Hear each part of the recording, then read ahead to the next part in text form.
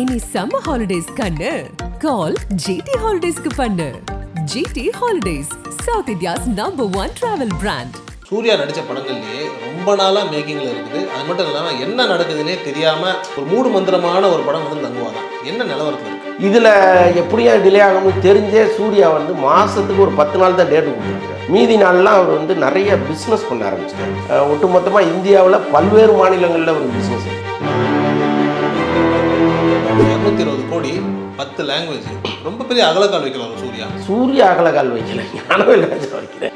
இது வரைக்கும் என்னை வச்சு பண்ணாத அளவுக்கு ஒரு பெரிய படமாக பண்ணுங்க, நான் டேட் தரேன் அப்படின்னு சொல்லியிருந்தார். ஸோ அதனால தான் இந்த 220 கோடி பட்ஜெட் அந்த கிளிம்ஸ் அது வந்து எல்லாருமே மிரட்டிடுச்சு. ஆகா ரொம்ப பிரமாதமாக இருக்கு அப்படின்ட்டு. அதுக்கப்புறம் தான் படத்தை எடுத்த வரைக்கும் போட்டு பார்த்த பலர் வந்து மிரட்டல் மிரட்டல் மிரட்டல்னே சொல்லிட்டு இருக்காங்க. சூர்யா ஃபேமிலிக்கு கதை சொல்ல ஒரு இயக்குனர் போனாருன்னா எந்த கம்பெனிலையும் சந்திக்காத அனுபவத்தெல்லாம் அங்கே அவர் சந்திப்பார். திடீர்னு ஊர்லேருந்து ஒரு 10 பேரை வர வைப்பாங்களாம். அப்புறம் வெவ்வேறு மட்டத்தை சேர்ந்தவர்களை கொஞ்சம் பேர் வர வச்சு ஒரு 30 பேரை உட்காந்து அந்த கதையை கேட்குறது. அப்புறம் திடீர்னு வந்து இந்த ஸ்கிரிப்டை கொடுங்கன்னு வாங்கி அவங்களுக்கு நெருக்கமான ஒரு 10 இயக்குனர்களை அவங்க லிஸ்ட்டில் வச்சுருப்பாங்க. சுதாவுடைய ஸ்கிரிப்டையும் யாருக்கும் கொடுத்து அவங்க அதில் அது சொல்லிட்டு பண்ணால் பிரச்சனையே கிடையாது. பட் சொல்லாமல் பண்ணி அதை அவங்க கேள்விப்படும் போது அவங்களுக்கு ஒரு ஊண்டிங்காக இருக்கும். ஸோ அதுதான் சுதா கொங்கரா விஷயத்தில். ஸோ அதனால் அந்த படம் என்ன ட்ராப் ஆகுதா இல்லை எப்படி? கிட்டத்தட்ட ட்ராப். இன்றைக்கி வந்து பிரகாஷ்ராஜ் வந்து அவருக்கும் பல பிரச்சனைகள் இருக்குது. இன்னொன்று பிஜேபிலாம் வந்துருச்சுன்னா அவர் இனிமேல் படமே நடிக்க முடியாது. நீங்கள் பிரகாஷ்ராஜ் நடித்த படங்களே ஓடிடியில் வாங்காதீங்கன்னு சொல்லிட்டாங்கன்னா முடிஞ்சு போச்சுக்காது. இப்போவே பல ஓடிடி நிறுவனங்களுக்கு அமீர் படங்களை வாங்காதீங்கிற இன்ஸ்ட்ரக்ஷன்லாம் போயிருக்கு. இந்த படத்தெல்லாம் விற்கிறதுக்கு தலைகீழ் தண்ணி குடிச்சிட்டு இருக்காரு உயிர் தமிழுக்கு. அமீர் நடித்த படங்களுக்கு இடையூறு ஏற்படுத்தணுங்கிறதெல்லாம் இங்கே நடந்துட்டு இருக்கு.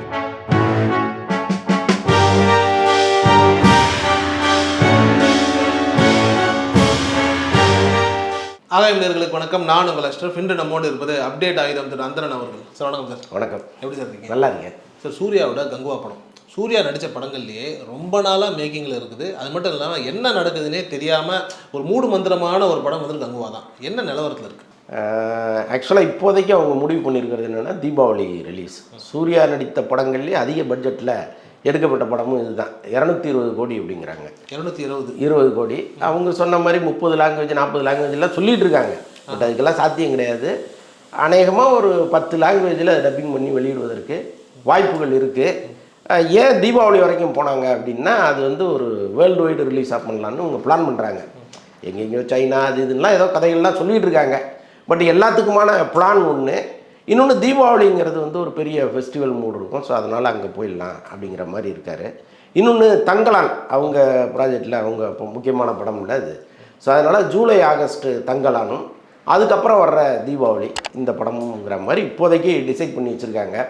இதில் எப்படியா டிலே ஆகும்னு தெரிஞ்சே சூர்யா வந்து மாதத்துக்கு ஒரு 10 நாள் தான் டேட்டு கொடுத்துருக்குறாரு.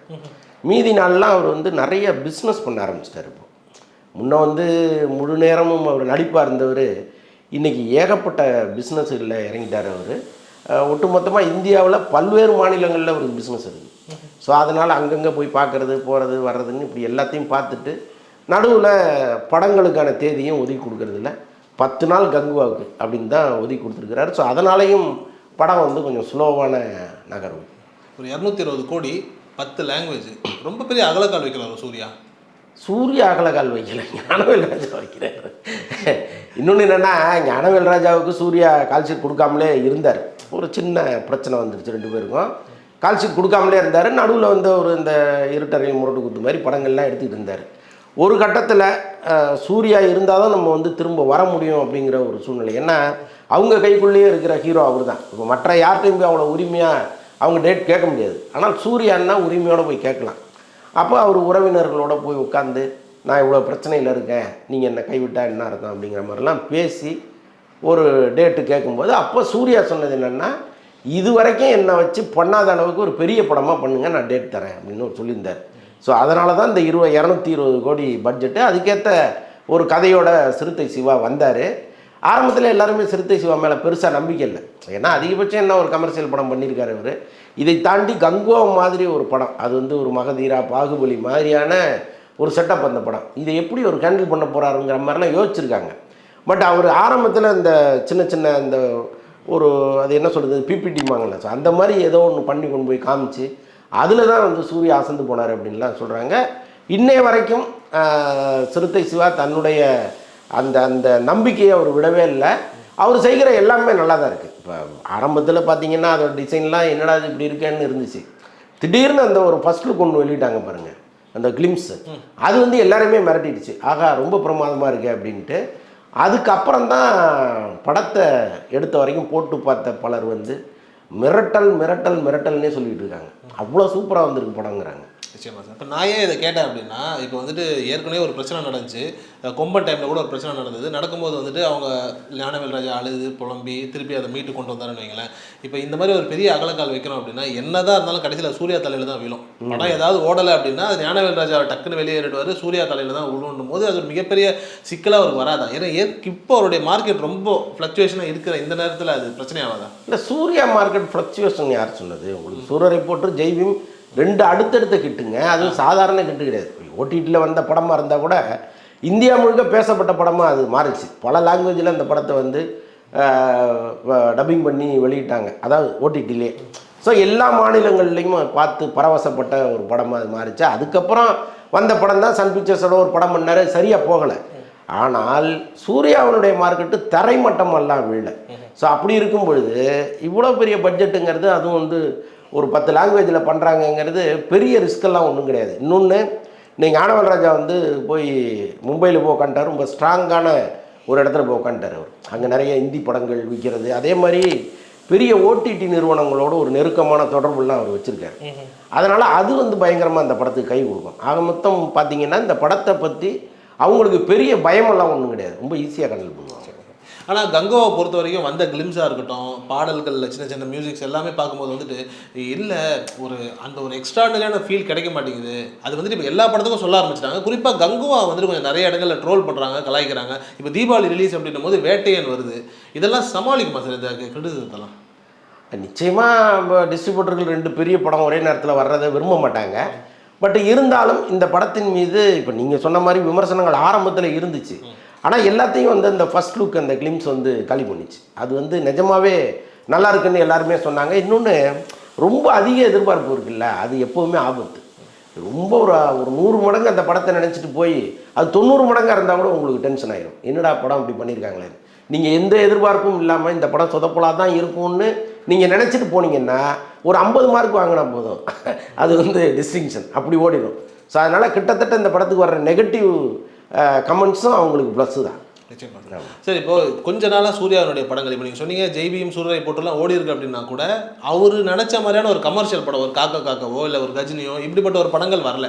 எல்லாம் ஒரு வித்தியாசமான படங்கள் தான் வந்திருக்கே தவிர்த்து. ஒரு இடத்துல வந்து ஜோதிகா சொல்லியிருந்தாங்க வந்துட்டு நாங்கள் 2 பேரும் சேர்ந்து வந்துட்டு தான் கதை கேட்குறோம், ஆனால் என் கதையை நான் தான் சூஸ் பண்ணுறேன் அப்படின்னும் போது 2 பேருடைய தலையீடுனால தான் ஒரு தரமான படம் சூர்யாவுக்கு தள்ளி தள்ளி போதும் இருக்கலாம். இன்னொன்று வந்து தன்னை உயர்த்தியவர்களை அவர் மீண்டும் நம்பணும். இப்போ கௌதம் மேனன் மாதிரி இயக்குனர்கள் இல்லைன்னா சூர்யா அவ்வளோ பெரிய இடத்துக்கு வந்தே இருக்க முடியாது. அப்போது கௌதம் மேனன் ஒரு பக்கம், ஏஆர் முருகதாஸ் ஒரு பக்கம், இன்னும் பல இயக்குனர்கள். இப்போ இவங்க எல்லாரையுமே, ஹரி கூட சொல்கிறேன், இப்போ இவங்க எல்லாரையுமே ஒரு கட்டத்தில் அவர் நம்பாமல் போனது தான் இதில் இருக்கிற பெரிய பிரச்சனை.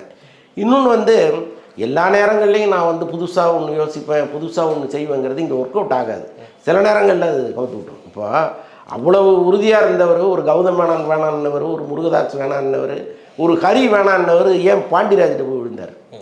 இப்போ அது வந்து அப்போ இவங்களோட ஒப்பிடும்போது பாண்டியராஜ் பெரிய டைரக்டராக இல்லைல்ல. அவர் கடைக்குட்டி சிங்கம்னு ஒரு அற்புதமான படத்தை கொடுத்தாரு, அந்த ஜானர் வேறு, சூர்யா நடிச்சிட்டு இருக்கிற ஜானர் வேறு. அப்போ இவர் போய் அவரோட சேரும் பொழுது ஆரம்பத்திலே அந்த எதிர்பார்ப்பு வந்து புஷ் ஆகிடுது. ஸோ இந்த மாதிரி தவறுகளை சூர்யா தொடர்ந்து செய்கிறாரு. அதுக்கு காரணம் வந்து இதை நீங்கள் சொன்ன மாதிரி ஜோதிகாவும் சூர்யாவும் சேர்ந்து கேட்கும்போது இப்போ அவங்களுடைய கருத்துன்னு ஒன்று இதில் வரும் இல்லையா. ஸோ அந்த மாதிரி ஏதோ குழம்புறாருன்னு தான் நான் நினைக்கிறேன். நிச்சயமா சார். இப்போது ஒரு கூட்டாக ஒரு 2 பேரை வச்சு ஸ்கிரிப்ட் கேட்குறதுங்கிறது வேறு, குடும்பத்துலேருந்து ஒரு ஆளை கூப்பிட்டு வந்து கேட்கும்போது இப்போ நார்மலாக சூர்யா எடுத்த முடிவுகளுக்கும் வருஷம் ஓட்டு போகிற ஜோதிகாவை கூட இப்போ சேர்த்துறதுனால அந்த குழப்பமாக. ஜோதிகா மட்டும் இல்லைங்க, அவங்க கதை கேட்குற விதமே ரொம்ப காமெடியாக இருக்கும். இப்போ சூர்யா ஃபேமிலிக்கு கதை சொல்ல ஒரு இயக்குனர் போனாருன்னா எந்த கம்பெனிலையும் சந்திக்காத அனுபவத்தெல்லாம் அங்கே அவர் சந்திப்பார். திடீர்னு ஊர்லேருந்து ஒரு 10 பேரை வர வைப்பாங்களாம் அவங்க. அப்புறம் வெவ்வேறு மட்டத்தை சேர்ந்தவர்களை கொஞ்சம் பேர் வர வைப்பாங்களாம். வர வச்சு ஒரு 30 பேரை உட்காந்து அந்த கதையை கேட்குறது. அப்புறம் திடீர்னு வந்து இந்த ஸ்கிரிப்டை கொடுங்கன்னு வாங்கி அவங்களுக்கு நெருக்கமான ஒரு 10 இயக்குநர்களை அவங்க லிஸ்ட்டில் வச்சுருப்பாங்க. அல்லது குறைந்தபட்சம் ஒரு 4-5 பேருக்காக இந்த ஸ்கிரிப்டை வந்து கொடுத்து படிச்சுட்டு கருத்து சொல்லுங்கள் அப்படிங்கிறது. ஒரே நேரத்தில் ஒரு 30-40 கருத்துக்கள் வெவ்வேறு விதமாக வரும்போது நீங்கள் என்ன ஆவீங்க? அந்த மாதிரி தான் சூர்யா கதி ஆகிடுச்சு. அப்படி பண்ணவே கூடாது. எப்போ இது வரைக்கும் எப்படி இருந்தீங்க நீங்கள் எப்படி வெற்றி படங்கள் நீங்கள் இது வரைக்கும் எப்படி கொடுத்தீங்க? அப்போ அந்த பேட்டர்னை கடைபிடிச்சு போயிட வேண்டியதானே. ஜெயிச்சு ஒரு இடத்துக்கு வந்து உட்காந்தோடனே நான் இப்படியெல்லாம் பண்ணுவேன் அப்படிங்கும்போது தான் குழப்பம் தானாக வருது. ஸோ அதுதான் ஒரு 40 பேர்கிட்ட ஆலோசனை கேட்டால் சார் தானாக சேர்ந்த கூட்டம்லாம் டிசைட் பண்ணுறாங்க. இல்லை அதுதான் அது எப்போவுமே சினிமாவில் வந்து ஒரே மாதிரி ஜெயிச்சுட்டே இருக்க முடியாது. ஏற்றத்தாழ்வுகள் வந்துக்கிட்டே தான் இருக்கும். அதை நம்மளாக உருவாக்கிக்கூடாது. அதுதான். ஏன்னா இயற்கையின் சதி நிறையா இருக்கும். படம் நல்லாயிருக்கும் ஓடாது. ஏன் ஓடாதுங்கிற காரணம் யாருக்குமே தெரியாது. சில நேரம் படம் நல்லா இருக்காது, தாறுமாறாக பிச்சுக்கிட்டு ஓடும். ஏன் ஓடுதுன்னு யாருக்குமே தெரியாது. அதுதான் சினிமா. ஆனால் நம்மளே ஒரு பிரச்சனையை உருவாக்கி ஓட விடாமல் பண்ணுறது இருக்குல்ல, அது வேண்டாங்கிறது தான். நீங்கள் சொன்னீங்க இந்த மாதிரி வந்துட்டு ஜிவிஎம் மாதிரியான ஆட்களை நம்பணும் அப்படின்னு. ஜிவிஎம்மோட துருவ நட்சத்திரம் படத்தை விட்டுட்டு அவர் அதுக்கப்புறம் பண்ணது தான் அஞ்சான். அங்கேருந்தே அவர் சுழி மாறி நிறைய குழப்பங்கள் வந்தது. இதே மாதிரி ஜிவிஎம் வந்துட்டு யோகன் அப்படின்னு ஒரு படத்தை விட்டுட்டு தான் தலைவா பண்ணார். அதுக்கப்புறம் அந்த படம் என்னாச்சுன்னு நமக்கு தெரியும். ஜிவிஎம் கொஞ்சம் பகச்சிக்கிட்டாலே ஒரு மாதிரியா ஏதோ ஒரு மாதிரி இந்த ராசி கட்டத்தில் ஒரு கொஞ்சம் உச்சத்தில் இருக்காரோ, அவரை பகச்சிக்கிட்டதுனாலே இந்த பிரச்சனையா? இல்லை, அவர் ஒரு ஸ்டைலிஷான டைரக்டர் தாங்க. இப்போ எப்போவுமே கௌதமேனன் படங்கள் வந்து ஒரேடியாக கேவலமெல்லாம் இருந்தது கிடையாது. இப்போ சமீபத்தில் வந்த படத்தை விட்டுருங்க. பைசரி கணேஷோடைய ரிலேட்டிவ் ஒருத்தர் நடித்த ஒரு படம் இப்போ ரீசெண்டாக ஜோஷ்வா, அதை விட்டுருங்க. அது வந்து ஏதோ காலத்தின் கட்டாயம், அவர் ஊர்பட்ட கடனில் இருந்தப்போ பண்ண படம் அது. அவர் மன ரீதியாகவே ரொம்ப புண்பட்டு இருந்த காலத்தில் எடுத்த படம் அது. என்ன எடுக்கிறதுன்னு தெரியாமல் அவர் எடுத்து வச்சுருந்தார். பட்டு அதற்கு முன்னாடி அவர் பண்ண படம் எல்லாம் அவர் கதை சொல்கிறது வேணால் கதையை சொல்லிகிட்டே வருவாராம். கரெக்டாக கிளைமாக்ஸில் வந்து நிறுத்திட்டு, சார் என்னால் கிளைமாக்ஸை முடிவு பண்ண முடியல, நம்ம முதல்ல ஷூட்டிங் போயிடுவோம் அப்புறமா பார்த்துக்கலான்னு எல்லாத்தையும் அவர் சொல்லிகிட்டு இருக்காரு. ஸோ இது வந்து பல பேருக்கு பிடிக்கல. இப்போ ஏன் விஜய் வெளில போனார், ஏன் சூர்யா வெளில போனாருன்னா, கிளைமாக்ஸ் சொல்லாமல் அவங்க வந்து ஒரு படத்தை கமிட் பண்ணக்கூடாதுன்னு அவங்க நினைக்கிறாங்க. கிளைமாக்ஸ் தெரியணும்னு நினைக்கிறாங்க. இவர் அங்கே வந்து செக் வைக்கிறார், எனக்கு தெரியல, போக போக பார்த்துக்கலாம் அப்படிங்கிறாரு. இதன் காரணமாக தான் அவங்க வந்து கௌதமேனன்ட்டேருந்து வெளியேறாங்க. கடைசியில் அந்த பலனை இவங்களும் அனுபவிக்கிறாங்க, அவரும் அனுபவிக்கிறார். அதுதான் இதில் நடந்தது. சரி, இப்போ நீங்கள் சொன்னீங்க இந்த மாதிரி வந்துட்டு நிறைய கதைகளை நிறைய பேர்கிட்ட கொடுத்து படிக்க வைக்கிறார் சூர்யான்னு. அப்படித்தான் சூர்யாவுடைய அடுத்த படத்தினுடைய ஸ்கிரிப்ட், சுதாவுடைய ஸ்கிரிப்டையும் யாருக்கும் கொடுத்து அவங்க அதில் அதிருப்தியாகி. ஆமாம் அது பல இயக்குநர்கள் விரும்ப மாட்டாங்க. அது வந்து ஹிட்டு கொடுத்த இயக்குநர்கள் விரும்பவே மாட்டாங்க. ஏன்னா அவங்களுக்கு ஒரு கான்ஃபிடென்ட் இருக்கும். இன்னொன்று வந்து இப்போ ஒரு ஹீரோவுக்கு கதை சொல்ல போகிறாருன்னு வைங்களேன் ஒரு டைரக்டரு, அங்கே ஹீரோவோட அப்பா இருந்தாலே அதை வந்து டிஸ்டர்பன்ஸாக நினைப்பாங்க. அவங்க அப்பா தானே கேட்டு போகிறாரு அப்படின்னு நினைக்கிற இயக்குநர்கள் ரொம்ப ரொம்ப கம்மி. சார் நான் கதை சொல்கிறேன்னு நீங்கள் பண்ண போகிறீங்க, நடுவில் அவர் யாருன்னு கேட்டவங்களாம் இங்கே உண்டு. ஸோ அப்படிப்பட்ட இயக்குநர்கள் எப்படி அவங்க ஸ்கிரிப்டை இன்னொருத்தட்ட கொடுத்து ஒரு ஒப்பீனியன் கேட்குறது விரும்புவாங்க. அது சொல்லிட்டு பண்ணால் பிரச்சனையே கிடையாது, அது ஒரு அண்டர்ஸ்டாண்டிங்கில் போயிடும். பட் சொல்லாமல் பண்ணி அதை அவங்க கேள்விப்படும் போது அவங்களுக்கு ஒரு ஊண்டிங்காக இருக்கும். ஸோ அதுதான் சுதா கோங்கரா விஷயத்தில் நடந்தது. ஸோ அதனால் அந்த படம் என்ன சார் ட்ராப் ஆகுதா இல்லை எப்படி? கிட்டத்தட்ட ட்ராப்பு தான். அது இனிமேல் அதை ஸ்டார்ட் பண்ணுறதுல வாய்ப்பு கிடையாது. ஆனால் அந்த படம் ட்ராப் ஆனது கூட சார் நிறைய பேர் என்ன சொன்னாங்க அப்படின்னா வந்து இவர் நீங்கள் சொன்ன மாதிரி நிறைய வியாபாரங்கள் செய்கிறாரு, ஹிந்தியில் போய் கால் பதிக்க போகிறார் அப்படின்னும் போது ஹிந்தி எதிர்ப்பு போராட்டம் தான் அந்த படத்தினுடைய லைன் என்னும் போது எதுக்கு நம்ம யார் ரொம்ப துங்கம் இல்லாமல் போயிடுவோன்ற மாதிரியான ஒரு நிலைப்பாடு எடுத்துகிட்டு வரோம் சூர்யா. கண்டிப்பாக. ஏன்னா அந்த படம் வந்து ரொம்ப ஸ்ட்ராங்கான ஒரு கதையாக இருக்குது. இந்திய எதிர்ப்பு நீங்கள் இந்த அண்ணாமலை யூனிவர்சிட்டி அந்த 1965 காலகட்டத்தில் மாணவர்கள் எழுச்சி இருக்குல்ல, அது ரொம்ப பயங்கரமாக இருந்திருக்கு. நம்ம அந்த பழைய திமுககாரங்கள்லாம் அது மேடைக்கு மேடை பேசியிருக்காங்க. கிட்டத்தட்ட 68 பேர் அந்த காலகட்டத்தில் இறந்துருக்காங்க. அதில் ஸ்டூடெண்ட்டு எத்தனை பேருன்னு தெரியல, ஆனால் அடி முதல்லாம் பயங்கரமாக வாங்கியிருக்காங்க.